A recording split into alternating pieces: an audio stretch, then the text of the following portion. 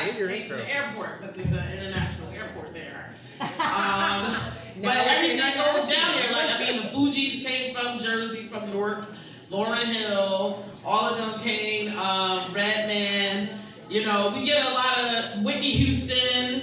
We have a lot of celebrities in Newark, New Jersey. So, and it's Newark, New Jersey, and it's 15 minutes away from New York. But we call New York like bitches, you know. We're like, you know.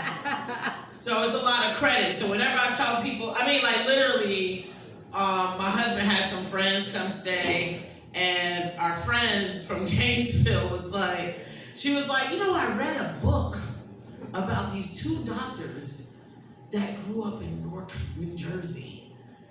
Oh my God, what a crazy place. I was like, yes. She was like, they was talking about their life, and they was happy that they were able to live long enough to become doctors. I was like, no, if you can get out, you get out quick. Because it's like, you know, it's a crazy place. It's a crazy place.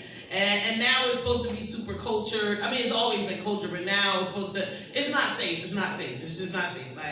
Like I mean, we had one white kid in our high school, and I was worried for him every day. I was like, I'm worried about you. Just pass for Puerto Rican or some shit. Like tell him that. Like, do not tell anybody you're Italian. You're gonna get fucked up as soon as you walk out the door. You know what I'm saying? So it was just a crazy place to grow up. You know, that's why I don't take no shit from nobody. That's why I go wherever I want to go, and I say what I want to say, and I do what I want to do. So, because I grew up there, I survived.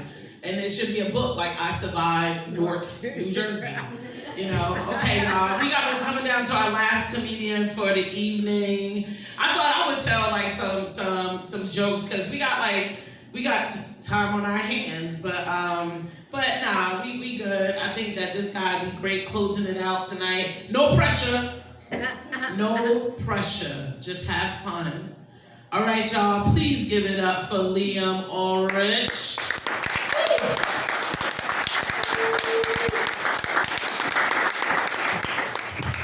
What's up, Cracker Jacks? So you guys on vacation? We got any other tourists in the house? No? Regardless, go home. I'm tired of driving past your fucking car accidents every goddamn day. Like, I've drove past fucking 2 head-on collisions on my way home from work last night. I'm trying to go home. I don't give a fuck about your life. God, I just had to get that out. Moving right into it, I had a weird childhood too. I'm also from St. Louis, you know, I feel like I made it pretty alright because like I never got molested, which is more than any of my ex-girlfriends can say. I didn't molest them. I just like damaged goods, and that's why I shop at Goodwill. Couldn't tell. Yeah, that was a good time. My mom's dead, and that makes things pretty awkward. Like, I caused a lot of grief for her growing up, but I guess not as much as she caused me in the long run. It's okay, guys. It's my life. I have the problems here. But yeah, going back to molestation, the closest I ever got, my mom was like a very affectionate person, and she was really drunk one night, and like she kissed me on the neck, which like was like, "Ooh, don't do that." She's like, "Why not?" Because I don't really want to tell you that's one of my sweet spots. But ever since then, like anytime I get intimate with a woman, or in the unlikely event that I do, whenever she kisses my neck, this weird thing happens where I just get real sad and real hard. I guess everybody handles their grief differently. Shit, I'll drink to that. But yeah, it's hard finding porn when your mom's dead too, because like everything's all step fantasy nowadays. It's like halfway through the video, the guy's like, "Oh, mommy, yeah." And I'm just sitting there thinking, must be nice.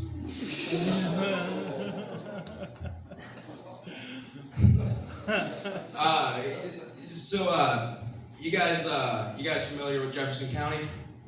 Yeah, that's where I went to high school, if you couldn't tell. So So you probably know House Springs. Yeah, everyone does. Yeah, I grew up on that little hill right in House Springs that they refer to as Meth Mountain. And funny enough, we moved there when my dad was trying to get sober. It's no wonder that didn't work.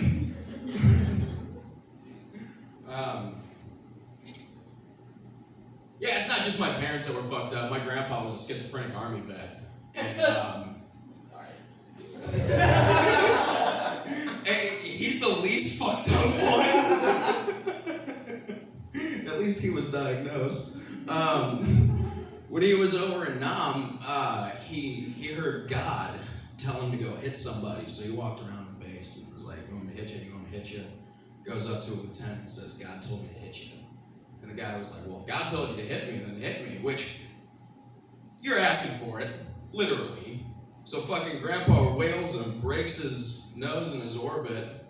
I mean, just ask any of our exes, man. My family, we hit hard.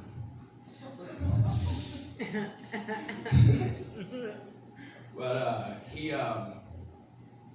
he gets taken to a temple they converted into a military hospital, and he thought he was Jesus going to a temple. Now, in order to prove that wasn't a get out of jail or get out of non-free card, he heard Ulysses S. Grant tell him to watch over his neighborhood. So he went outside, bare-ass naked in a pair of cowboy boots with a 1911 and was popping off rounds at overhead planes. You know, veterans protecting their community, I guess. What other crazy shit did he do? He was when my dad was like 4. They were out driving around one day, and it was like in the middle of the night, and they drive past a White Castle's, and my dad's like, "I'm hungry." So they go in, and Grandpa thought the place was closed. So he tried to break into a White Castle so that he could fire up the grills and make some sliders. Come to find out they were open, and Grandpa went to jail, and Grandma divorced him.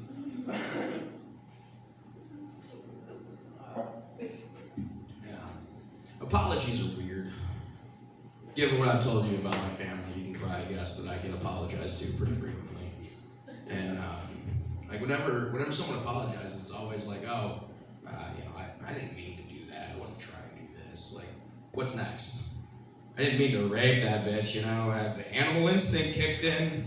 I didn't mean to kill you in a head-on collision. I was just drinking and driving. Okay.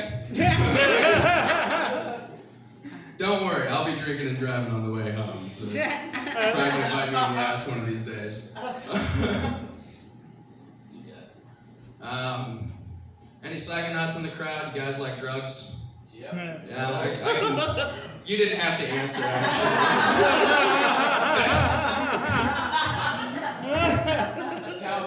We got fucking white privilege over here in the sketch balls. I didn't think we needed a response from you guys. Hey, take your pick, buddy. I'd rather hang out with you.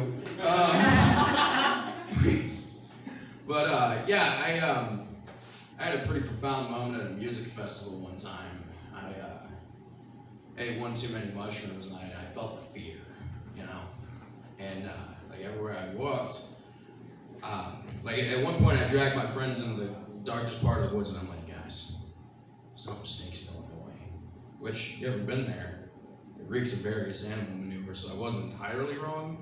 But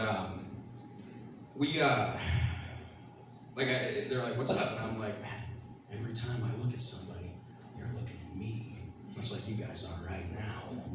And they're like, "No, man, they're not looking at you, you're looking at them." Not prepared for this kind of logic. And so we keep going over these rational irrationalities, and like finally I go back to the tent to kind of like sleep it off, and I decided I wanted to take a shower, and they had like showering complexes in the park, so I went to go do that. And by the time I get back to the tent, my boys are just gearing up to come looking for me.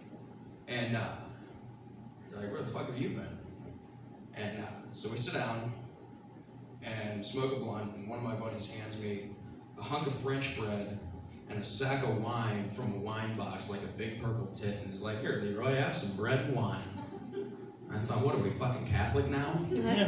I've never recreationally broken bread over wine, but I guess the Lord works in mysterious ways, and He set me on the path that I am today. That was it.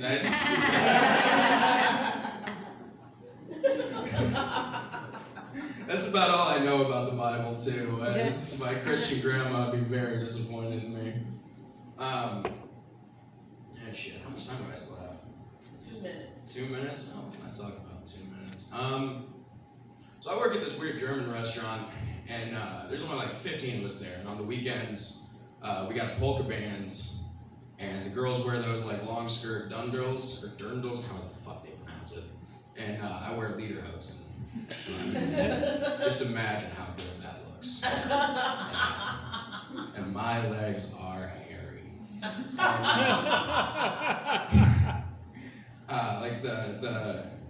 It was like the second weekend that I had donned the hosen.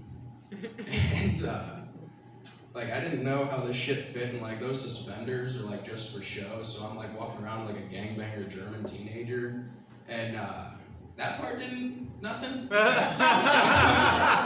Listen. But so like we're a small operation, like we got our own like laundry room, and like I'm in the back like folding up linens, and like one of our servers who's Deutsch comes walking back, and it's not an insult.